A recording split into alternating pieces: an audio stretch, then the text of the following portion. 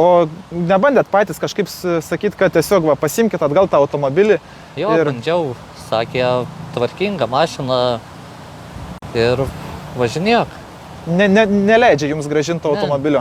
Neprisėma. Gražiuoju ne. Nu, gražiuoju nenori, paimsim bloguoju. Važiuojam prie defektų, surodom visus defektus ir važiuojam pasišnekam su jais, ką jie čia šneka, ką jie čia pardavinėja tokias mašinas. Eina prie defektų. Taip, mes turim variklio skyrių. Mes matom neoriginalų kažkokį modulį, vėliau pasidomėsim apie jį. Variklio kompiuteris pritvirtintas štai šitaip. Laidai nepritvirtinti, kaip norim, taip galim prasivesti. Turbina sistema labai apsitepalavus ir visa turbina pati apsitepalavus viduriuoja. Ta ekspervakumo pompa taip pat irgi prapučia tepalą.